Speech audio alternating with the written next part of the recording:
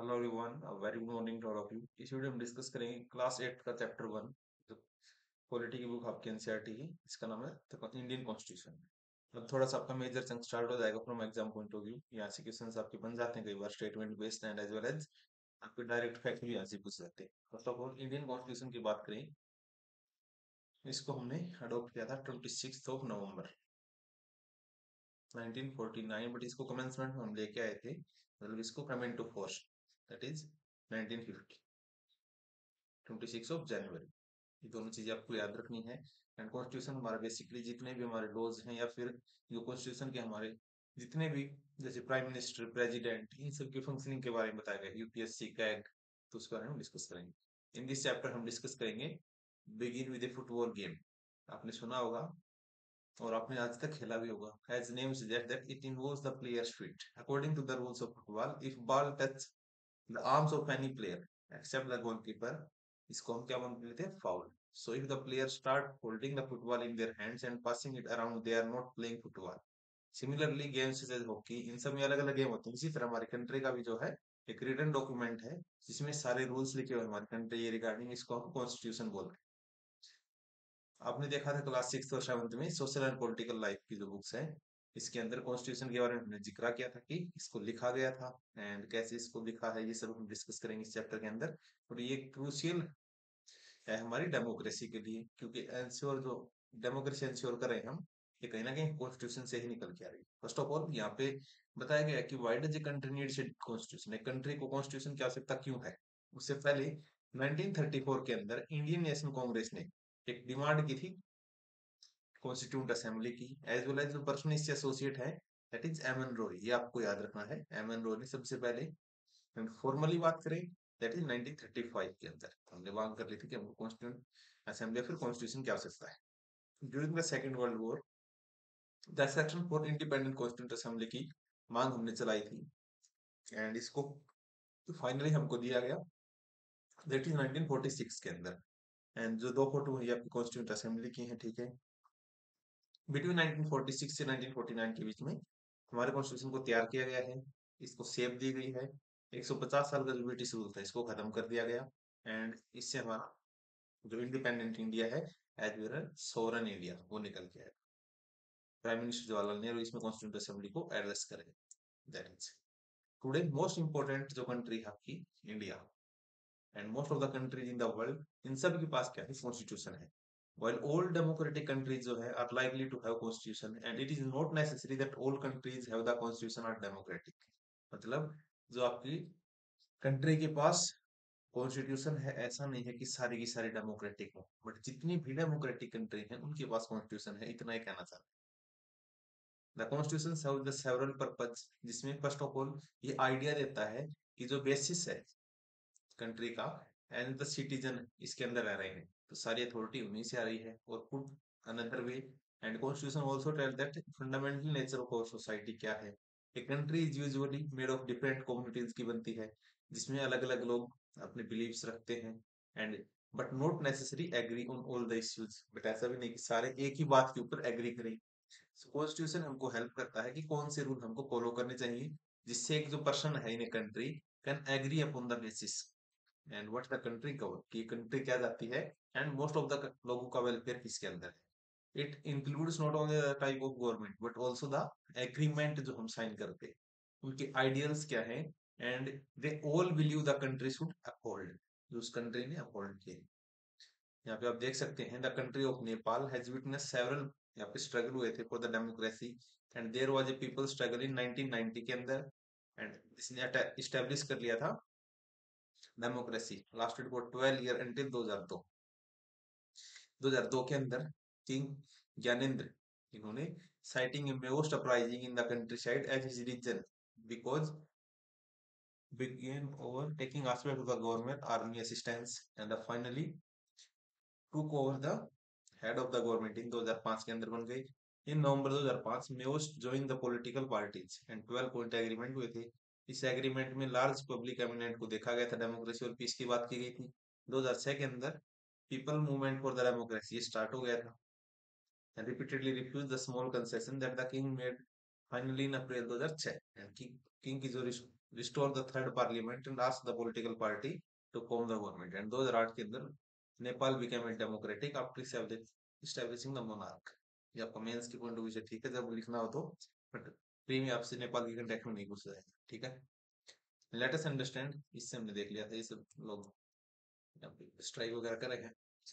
Late us try to understand कि किस mean से हम रिसेंट हिस्ट्री ऑफ नेपाल को देख रहे थे, जो कि इंडिया के साथ बॉर्डर शेयर करता है in the northern side as well as until Nepal was a monarch. यहाँ पे मोनार्क था, and previous constitution of Nepal का जो था इसको अडॉप्ट किया गया था 1990 के अंदर, एंड ये रिफ्लेक्ट करा था कि जो फाइनल अथॉरिटी है वो किंग है।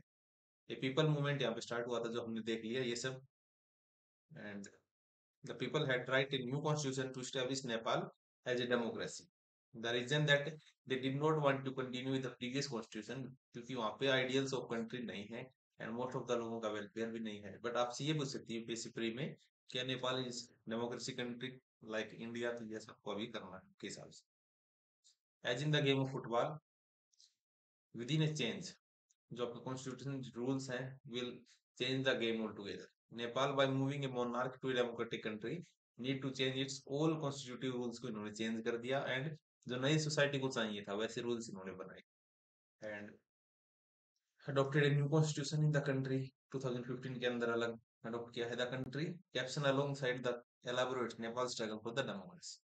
सेकंड इंपॉर्टेंट पर्पज क्या है कॉन्स्टिट्यूशन का, इसमें कंट्री की पॉलिटिकल सिस्टम को भी हम डिफाइन करते हैं। For example Nepal earlier constitution जो था ये बोलता था कि country was ruled by the king और उसकी काउंसिल ऑफ मिनिस्टर इसको रन करेगी।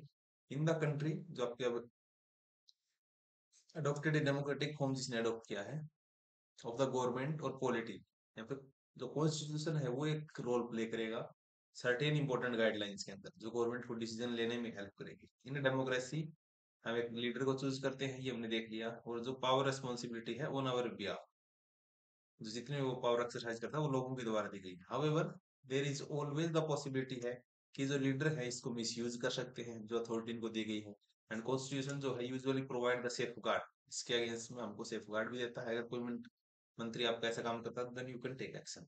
Misuse of authority can result in the gross injustice हो सकता है, जो इस क्लासरूम में दिखाया गया। First of all Suresh is the class monitor. He is bully. His classmates are not too fond of him. Mrs. Rao, the class teacher, has leave the class on some urgent work, and Suresh, to mind the class, Suresh start speaking to Anil. Anil, today I am going to report you, Mrs. Rao. But what have you done? मैंने क्या किया है? When Mrs. Rao returned to the class, उसने बोल दिया कि ma'am while you are away, Anil kept loudly and disturbing the class. वो disturb कर रहा था। Anil, you will have to stay back after the school today and write I will not disobey the class monitors 100 times. But ma'am I did not do anything, मतलब ये अपनी power को misuse कर रहा था। दैट्स इट, इतना बताया गया। In democratic society constitution often lay down the rules जो कि अगेंस्ट द आपको मिसयूज ऑफ अथॉरिटी के अगेंस्ट हो सकते हैं, एंड ये पॉलिटिकल लीडर्स के लिए भी हो सकते हैं। In the case of Indian constitution you will read more then, later chapter में आपको पता चलेगा कि जो सेक्शन ऑफ फंडामेंटल राइट है उसके अंदर आप देख सकते हैं। इवन एग्जांपल ले सकते हैं जो ओम प्रकाश वाल्मीकि जिनको स्कूल में डिस्क्रिमिनेशन किया गया। इसके अलावा you read about the how constitution guarantee the right of equality to all the person and says that no citizen can be discriminated against the ground of religion, race, caste, gender and place of birth, as well as the right to equality is one of the fundamental right है जो कि हमारे Indian constitution के अंदर डाला गया। Then the game period is about to begin. Now we will play cricket. Let's play basketball today for change the game. The teacher decide for the settle problem. So and ये सब बातें की गई। We always have to the boys one because majority है। Ma'am should I think another way to decision that they student, मतलब यहाँ majority की बात की गई। That's it. Such unhealthy situation can occur in the democratic society में भी हो सकती है जहाँ पे majority जो है कंटिन्यूसली एनफोर्स कर सकती है अपने डिसीजन को, एंड इससे वो एक्सक्लूड कर सकती है माइनॉरिटी को भी, एंड वो अगेंस्ट देयर इंटरेस्ट, उनके अगेंस्ट जो इंटरेस्ट उनके अगेंस्ट भी जा सकती है, ऐसा भी हो सकता है। अब वो जो स्टोरी बोर्ड एग्जाम है इसमें टायरनी दिखाई गई है मेजोरिटी कि कैसे वो लोग मनमानी करते हैं। Constitution usually contains the rules जिसमें इंश्योर होता है कि जो माइनॉरिटी है उसको हम एक्सक्लूड नहीं करेंगे, मतलब उनको बाहर नहीं निकालेंगे फ्रॉम एनीथिंग जो कि रूटीन के अंदर अवेलेबल है मेजोरिटी को, तो उनको मेजोरिटी के अंदर जो चीजें वो अवेलेबल करवाई जाएंगी, ऐसा हमारा कॉन्स्टिट्यूशन बोलता है। अनदर रीजन दैट कॉन्स्टिट्यूशन ऐसा प्रिसाइजली प्रिवेंट क्यों करता है डोमिनेशन ऑफ मेजोरिटी या फिर माइनॉरिटी के ऊपर, दिस रेफर दैट द जो community dominating another and inter community domination जो है, members of one community dominating others with the same community and intra community domination हो सकता है। तो इसको प्रिवेंट करने के लिए, ताकि कोई भी एक डोमिनेंट ना हो, यहाँ पे इक्वालिटी रहे, that's it. Third significant reason क्या है कि हमारे कॉन्स्टिट्यूशन को हमने सेव क्यों किया है, मतलब सेव एज फ्रॉम आवर कि हम भी, हमसे भी ये कॉन्स्टिट्यूशन सेव रहे। इसका मतलब ये है कि मनचाहा इसको हम बदल ना सके, तो इसमें रिजिडिटी भी लाई गई है एज वेल एज फ्लेक्सिबिलिटी है, कि अगर चाहे तो थोड़ा बहुत चेंज कर सकते हैं हमारी प्रेजेंट नीड ऑफ सोसाइटी के अकॉर्डिंग, बट इसका जो बेसिक स्ट्रक्चर है उसको हम कभी भी वायलेट नहीं कर सकते। This may sound strange, but what we mean by that, when you might feel strongly about a issue that might go against our large interest के against है, तो हम इस कॉन्स्टिट्यूशन को कैसे देख सकते हैं। Let us look the story board, यहाँ पे बताया गया है। Sabnam is in a fix, she is a decision to make. I have 2 chapter left to revise, इसको जो 2 चैप्टर रिवाइज करने थे for the tomorrow test, but still time my favorite TV program आ चुका है। I am defined to watch, but if I do that, I won't have the time to finish my revision. Sabnam, why are you looking so worried? तुम इतने डरी हुई क्यों हो? I want to watch program, ये सब उसने बात बताई। It's a good thing I did not watch TV. There are so many questions from the last 2 chapters. फिर उसने सोचा कि मैंने ठीक है टीवी नहीं देखा, तो लास्ट चैप्टर से बहुत सारे क्वेश्चन आए। ये उसका एक डिसीजन था। सिमिलरली कॉन्स्टिट्यूशन हेल्प करता है हमको, प्रोटेक्ट करेगी अगेंस्ट सर्टेन डिसीजन, मतलब कुछ ऐसी डिसीजन ना भी लें जो कि सोसाइटी के अगेंस्ट में हो, सो इसी की तरह आपको बेनिफिट देगा। एडवर्स इफेक्ट हो सकते हैं लार्ज पब्लिक, लार्ज प्रिंसिपल पे, जो कि हमारी कंट्री बिलीव करती है। For example, it is possible that many peoples who live in the democracy, democracy के अंदर जो लोग रह रहे हैं, might come to strongly feel that party जो पॉलिटिक्स है इनके लिए एक्रिमोनियस हो सकती है, that we need a strong dictator to set the rights, swept by this emotion they may not realize in the long run dictator, जो dictator rule है goes against with all their interest. A good constitution does not allow him these whims to change the basic structure। जो basic structure की हमने बात कर ली, basic structure basically क्या होता है कि इन चीजों को तो हम अवॉइड ही नहीं कर सकते, like separation of power, legislature executive judiciary की पावर सेपरेट रहेगी, वोटिंग हमारा एक बेसिक स्ट्रक्चर है, फंडामेंटल और फंडामेंटल राइट और टीपीएसपी इनका बैलेंस एक बेसिक स्ट्रक्चर है, पार्लियामेंट्री फॉर्म ऑफ गवर्नमेंट ये हमारा एक बेसिक स्ट्रक्चर है, रूल ऑफ लॉ, ये सारे काम रूल से हम, ये हमारा एक बेसिक स्ट्रक्चर है। तो सारी चीजें हम वन बाय वन आगे डिस्कस कर लेंगे। It does not allow the easy overthrow the provision that guarantee the citizen to protect their freedom। हम किसी भी हालत में बेसिक स्ट्रक्चर को वायलेट नहीं कर सकते at present time. From the above discussion, you will understand that the constitution plays a very important role in the democratic society के अंदर constitution बहुत ज्यादा important है, अदरवाइज सब लोग अपनी मनमानी करेंगे। इस एक्टिविटी ये आप लोग कर सकते हैं। There was an extraordinary sense था of unity among the member of constituent assembly के अंदर जितने मेंबर थे उनके अंदर यूनिटी थी। each of the provision जो था वो फ्यूचर कॉन्स्टिट्यूशन was discussed, इसको किया गया था बहुत अच्छे से, and there was a sincere effort लगाए गए to compromise the rich agreement consensus के बेस के ऊपर लिए गए सारे डिसीजन। एंड फोटो आपको सरदार वल्लभ भाई की यहाँ पे आपको दिख रही होगी। इंडियन कॉन्स्टिट्यूशन, इसके की फीचर क्या क्या है, that's a very important part, and आप इसको अटेंटिवली सुनिए। By the beginning of 20th century जब स्टार्ट हुई थी 1946 के बाद, मतलब इंडिया को जब इंडियन नेशनल मूवमेंट स्टार्ट हुआ 1942 में, जो क्विट इंडिया मूवमेंट था, तो उसके बाद हमारे जो कॉन्स्टिट्यूंट असेंबली की मांग बहुत तेजी से बढ़ी थी। Had been active in the struggle for the independence for British rule and several decades. During the freedom struggle, nationalists have devoted a great deal of time to imagining and planning what a free India would be like। कि जो हमारा India independent होगा तब वो कैसा होगा, कौन उसको रूल करेगा, वो रूल कहाँ पे होंगे, ये सारी बात यहाँ पे डिस्कस की गई थी।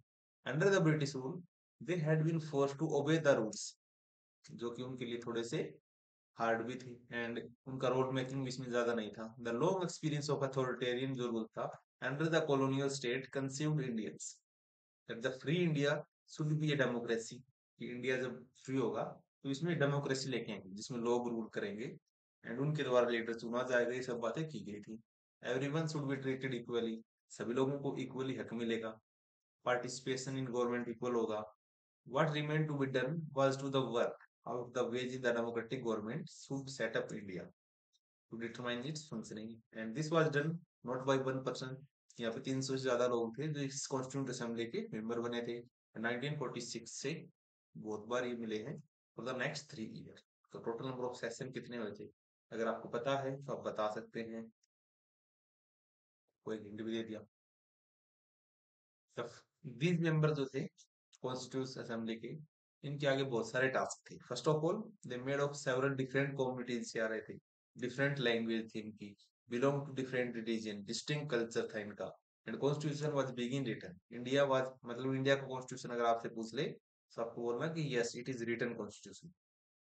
बहुत सारी मुश्किलें भी आई थी। Partition of country in the India and Pakistan was eminent and some of the princely state ये भी डिसाइड ही नहीं कर पा रहे थे क्या क्या हमको क्या करना है। सोशियो इकोनॉमिक कंडीशन उस टाइम ज्यादा ठीक नहीं थी। Vast masses of the people appear dismals। all of these issues are like mind of constituent assembly जो थी ड्राफ्टेड द कॉन्स्टिट्यूशन। इनके माइंड में सारी चीजें थी कि अब इसको हम कैसे टैकल करेंगे। There was the occasion and give this country visionary document इन्होंने दिया था जो रिफ्लेक्ट रिफ्लेक्ट करा था कि रेस्पेक्ट आपकी मेंटेन की गई है डाइवर्सिटी के लिए एंड प्रिजर्व किया गया है नेशनल की यूनिटी को। नेशन की unity is very important. The final document also respect that जो कंसर्न है फॉर इरेडिकेटिंग पॉवर्टी, किसके थ्रू हम इसको करेंगे, सोशियो इकोनॉमिक रिफॉर्म्स लेके आएंगे, इम्फेसाइज करेंगे peoples can play choosing their representative ताकि वो गवर्नमेंट में पार्टिसिपेट कर सके। ये Baba Bhimrao Ambedkar father of Indian constitution को बोला जाता है। Participation constituent assembly father of बोल सकते हैं इंडियन कॉन्स्टिट्यूशन तो बोला जाता है, ठीक है। इसके अलावा शेड्यूल कास्ट की सेफगार्ड की उन्होंने बात की थी। also stated that the law might exist scheduled caste still have the reason of fear because the administration of these laws are in hand of Hindu officer के अंदर में है। therefore argued that scheduled caste to join the government as well as the civil services के अंदर इनको आना चाहिए। ये बात इन्होंने की थी। यहाँ पे जो चैप्टर की क्लिप है it is Panchayati Raj class 6 में आई थिंक आपने पढ़ा होगा। Listed below the key feature of Indian constitution की बात करेंगे तो इंडियन कॉन्स्टिट्यूशन के अंदर बहुत सारे ऐसे फीचर हैं जो इसको रिप्रेजेंट कर रही हैं। मतलब उसके शुरू के आपको 3-4 टॉपिक पढ़ के पता चल जाएगा कि हाँ हमारी कंट्री कैसी है। इसकी concern of diversity, socio economic reforms, representative, ये सारे आपको पता चल जाएंगे। Strong democratic society, independent India, ये सब आप देख सकते हैं। First of all federalism basically क्या होता है, division of power. It means that more than one level of government आपके पास है। In India we have government at the state level and at the centre level. Panchayati Raj आपका एक third tier है।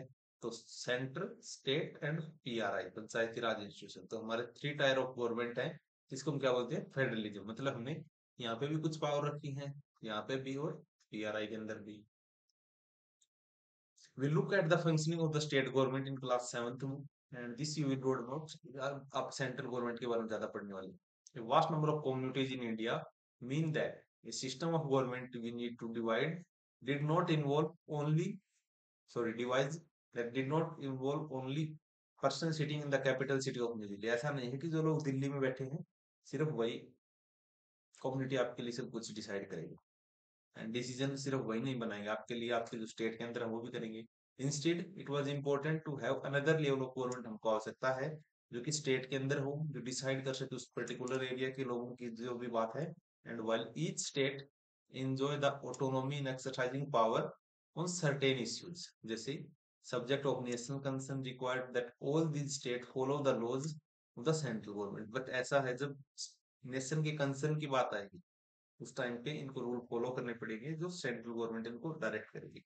Constitution contain the list जिसमें इन issues की बात की गई है।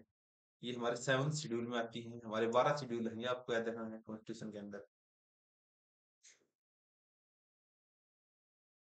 In addition constitution also signifies that each tier of government can get the money जिसके लिए वो काम कर रहे हैं। Under federalism state are not merely agent of for federal government की एजेंट नहीं है। फेडरल इन द सेंस यहाँ पे सेंट्रल गवर्नमेंट की बात की गई है, बट यहाँ से अपनी अथॉरिटी लेते हैं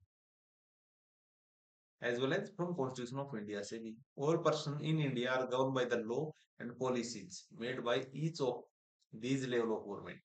तो हर लोग या फिर जितने भी लोग हैं इंडिया के अंदर ये इन्हीं लॉज एंड पॉलिसी के द्वारा गवर्न किए जाते हैं। आई थिंक आपको समझ आ गया होगा कि जो under federalism the state are not merely agent नहीं है फेडरल गवर्नमेंट की, सेंट्रल गवर्नमेंट की, but draw their authority from the constitution से भी ले रहे हैं, कॉन्स्टिट्यूशन में बात की गई।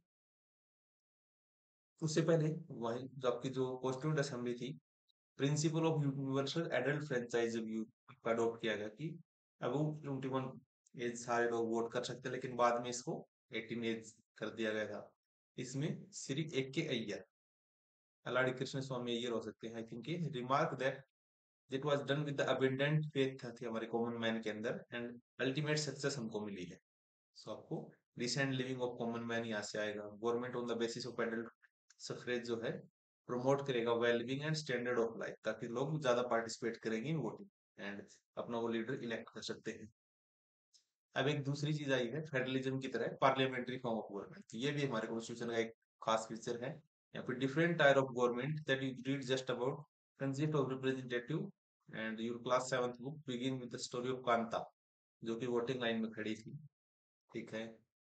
The constitution of India also guarantee the universal adult suffrage. ठीक है। दे when they were making the constitution, number of constituent assembly, उनको ये लगा था कि freedom struggle had prepared the masses for universal adult suffrage, and this would be encourage करेगा democratic mindset को और break करेगा जितने भी clutches हैं ट्रेडिशनल कास्ट, जितने भी जेंडर हायरार्कीज हैं, क्लास जेंडर जो आपकी डिस्क्रिमिनेशन, उसको खत्म करेगा। This mean that people of India have direct role है in electing their representative, also every citizen of the country irrespective of their social background, ये भी कंटेस्ट कर सकते हैं इलेक्शन के अंदर। एंड ये अकाउंटेबल होंगे किसके लिए, लोगों के लिए जो इलेक्ट होंगे। And you will read this representative in the democratic unit of 2 of this book. Next chapter हम देखने वाले हैं। उसके बाद separation of power. According to the constitution there are 3 organ of government जो हमको रूल करते हैं। उसके अंदर कौन कौन आते हैं? फर्स्ट ऑफ ऑल लेजिस्लेचर, जो हमारे इलेक्टेटिव रिप्रेजेंटेटिव होते हैं, जिनको हम इलेक्ट करते हैं एमपी एमएलए को, वो हमारे लेजिस्लेचर होते हैं। एग्जीक्यूटिव जो है एक स्मॉल ग्रुप ऑफ पीपल जो इन रूल्स को जो आपके लेजिस्लेचर बनाएंगे और रनिंग करेंगे गवर्नमेंट को, मतलब इन पॉलिसीज को इम्प्लीमेंट करेंगे। उसके बाद जुडिशरी, जो हमने थर्ड यूनिट में पढ़ेंगे, refer to the system of our court जो कंट्री में है, जो इन रूल्स और रेगुलेशंस को देख सकता है अगर लोग यहाँ पे केस फाइल कर सकते हैं। In order to prevent the misuse of any one branch of the government, and constitution से that each of these organ जो है इनकी पावर अलग होगी। Each organ act as the check and balances करेंगे, एंश्योर करेंगे balance of power between all of three, कि इनकी पावर, तो इसका जो सेपरेशन है वो हमारा horizontal, legislature, executive and judiciary. इसमें थोड़ा सा आपका जुडिशरी का रहता है बिकॉज ऑफ जुडिशियल रिव्यू के कंटेक्स्ट में। एंड अगर फेडरलिज्म की बात करें तो उसमें हमारा वर्टिकल रहेगा स्टेट, सेंटर एंड पंचायती राज। तो आपसे ये पूछ सकता है जो पावर का डिस्ट्रीब्यूशन है it is vertical form, and जो separation of power that is horizontal form. Member of constituent assembly यहाँ बैठे हुए थे, ठीक है, रेस्पॉन्सिबल है हमारी, एक मिनट इसको देख लीजिए। Member of the constituent assembly feared that, उनको डर था कि एग्जीक्यूटिव जो है माइट बिकम टू स्ट्रॉन्ग, बन सकते हैं और इग्नोर कर सकते हैं इनकी रेस्पॉन्सिबिलिटी को जो कि लेजिस्लेचर के लिए है। यहाँ पे इंक्लूड किया गया था एक number of provision to limit the control of action taken by the executive as a whole. अब यहाँ पे आपकी जो एग्जीक्यूटिव है वो रेस्पॉन्सिबल है। इससे पहले द स्टेट वर्ड जिस चैप्टर में यूज हो रहा है, इसका मतलब ये नहीं कि स्टेट गवर्नमेंट, अगर अकेला स्टेट यूज होता है तो उसका मतलब आपको सेंट्रल गवर्नमेंट ही ट्रीट करना है। Rather than we use the state, we're trying to distinguish it from the government. Government is responsible for administering the enforcing laws, and the government can change within election, with the election. And state, on the other hand, refer to the political institution जो कि sovereign लोगों को represent करता है, who occupy a definite territory, and we can thus speak of Indian state, Nepali state. तो Indian state मतलब है आपका जो इंडिया की कंट्री है। इंडियन स्टेट है democratic form of government, the government और एग्जीक्यूटिव जो है one part of the state है, and state refer to more than just the government and can not use interchangeably within it. अब देखते हैं fourth feature of Indian constitution that is fundamental right. Section of fundamental right have been reference conscience, इसको हम बोलते हैं, of the Indian constitution. Colonial rule जो था had created certain suspicious activities in the state of the state in the mind of nationalist, and they wanted to ensure that एक return rights हमारे पास होने चाहिए जो कि लोगों को सेफगार्ड देंगे अगेंस्ट द स्टेट, और जो पावर है इंडिपेंडेंट इंडिया की उसमें, इसके लिए fundamental right therefore protect the citizen right against the arbitrary and executive जो आपकी as well as absolute exercise है by the power, sorry, executive absolute power of state, उसको ये रोक सकता है। द कॉन्स्टिट्यूशन दैट गारंटी, जो राइट है आपको fundamental rights for the each individual against the state as well as other individual, मतलब प्राइवेट के लिए भी बहुत सारे constitution as well as state के अगेंस्ट। अगर आपसे पूछा जाए मोस्ट ऑफ द आपकी जो फंडामेंटल राइट हो किसके लिए प्रोटेक्ट है, किसके अगेंस्ट प्रोटेक्ट है, so your answer will be state के against. State in the sense या फिर स्टेट हरियाणा, स्टेट राजस्थान, ऐसी बात नहीं कहता। स्टेट मतलब एनी बॉडी, जो कि एक ऑर्गेनाइजेशन हो सकती है, सेंटर भी हो सकता है, स्टेट भी हो सकता है, आपका पंचायती राज भी हो सकता है, तो अलग अलग लोगों के लिए स्टेट वर्ड यूज किया जाता है।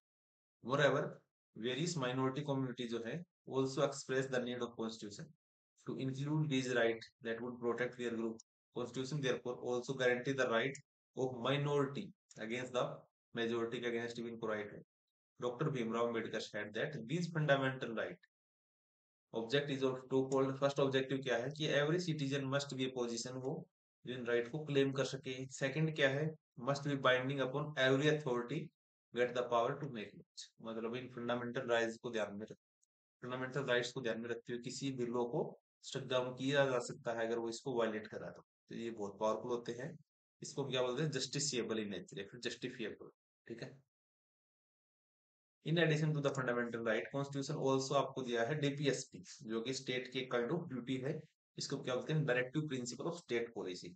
नाम अगर आप ब्रेक डाउन करेंगे तो डायरेक्टिव प्रिंसिपल, जो प्रिंसिपल आपको डायरेक्ट करेंगे for making state policy. This section was designed by the member of constituent assembly, जो कि इंश्योर करेगा great social and economic reform. Fundamental right आपके कौन से, पॉलिटिक्स जो आपकी डेमोक्रेसी उसको जस्टिफाई करता है, दैट इज पॉलिटिकल डेमोक्रेसी आपको इससे मिलती है। बट डीपीएस पे आपको इंश्योर करते हैं कि आपको सोशल इकोनॉमिक डेमोक्रेसी दी जाती है। इंडिपेंडेंट इंडिया में इंस्टीट्यूशन लॉ इन सब के लिए पावर्टी ऑफ द मासेज को करने के लिए हमने डीपीएस पे डाली। अब देखते हैं कुछ important fundamental right. The fundamental right of Indian constitution, इसमें सबसे पहले आता है राइट टू इक्वालिटी। तो इसका आपको मतलब पता होना चाहिए कि all person are equal before the law, सारे लोग लॉ के आगे इक्वल है। This means that all persons shall be equally protected by the law of the country. It also states that no citizen can be discriminated, उसको नहीं किया जा सकता on the basis of caste, sex or religion. Every person का access है all public places में, like playground है, hotels है, shop है, and state cannot discriminate against anyone in matter of employment में भी आप इसको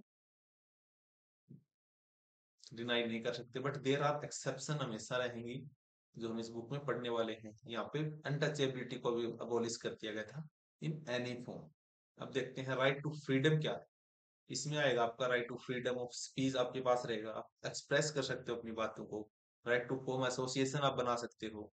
राइट टू मूव फ्रीली, आप कंट्री में कहीं भी घूम सकते हो, रिजाइड कर सकते हो किसी भी पार्ट में, but exception will always be there.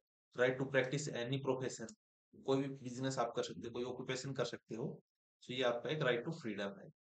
Right against exploitation के अंदर ये है कि आप human trafficking, forced labour, childrens under 14 age, इनके अगेंस्ट आपको जो अगर कुछ करते हो तो उनके राइट यहाँ पे प्रोटेक्टेड है। Right to freedom of religion की भी यहाँ पे बात की गई है। तो रिलीजियन जो फ्रीडम है is provided to all citizens, सभी लोगों को एज वेल एज आपके फॉरेन जो पीपल उनको भी है। Every person has the right to practice, profess and propagate कर सकता है religion of their own choice. यहाँ पे कल्चरल एंड एजुकेशनल राइट्स की भी बात की गई है। Constitution states that all minorities, चाहे वो रिलीजियस हो या फिर लिंग्विस्टिक हो, can set up their own educational institution को सेटअप कर सकते हैं in order to preserve and develop their own culture को प्रिजर्व करने के लिए। यहाँ पे बात की गई है राइट टू कॉन्स्टिट्यूशनल रेमेडीज की भी, कि अगर इनमें से कोई भी लो जो हमने ऊपर डिस्कस किया गया है, कोई भी राइट आपका जो वॉयलेट किया जाता है by the state, then you can directly go to the supreme court या फिर हाई कोर्ट में आप जा सकते हो। This allow the citizen to move to the court if they believe that the fundamental right आपके वायलेट हो गए बाय द स्टेट। अब देखते हैं which fundamental right will the following situation violates. If a 13-year-old child is working a factory, तो कौन सा fundamental right आपका वायलेट होगा? That is 24। फिर 23 आप बता सकते हैं, 24 आई थिंक, ताकि जो 14 ईयर के एज के बच्चे हैं उनको। If politician in one state decide does not allow labours from other state in his state, ये सब बता सकते हैं। If a group of people are not given permission to open Telugu medium, Kerala में अगर नहीं दी जा रहा तो ये आप कौन सा वो करेंगे? And the government decide not to promote an officer of the arm forces from being a woman, तो आपका जेंडर के अगेंस्ट है, इक्वालिटी का। तो फोर्थ आपका स्टेप है दैट इज सेकुलरिज्म। इसका मतलब ये है secular state is one which the state does not officially promote, मतलब ऑफिशियली प्रमोट नहीं कर रही टू एनी रिलीजन, फिर किसी भी एक रिलीजन को कि हमारा स्टेट का रिलीजन है, तो ऐसा स्टेट कभी नहीं करती इन इंडिया। मतलब इंडिया है सेकुलर कंट्री, इतना आपको याद रखना है, जिसका मतलब ये है कि state have no particular religion of its own, and you all understand that, you are now understand that the wage in the country history other determine the constitution of India adopt for itself। इसमें हमारे constitution ने बहुत crucial role play किया है, idea दिए हमको, जितने भी हैं all citizen in the country. Representative की बात की गई है, फुटबॉल की तरह जो भी रूल्स थे इस हिसाब से। Fundamental nature of the country की इसमें हमने बात की है। The different feature of Indian constitution को हमने डिस्कस किया है, and not easy to grasp.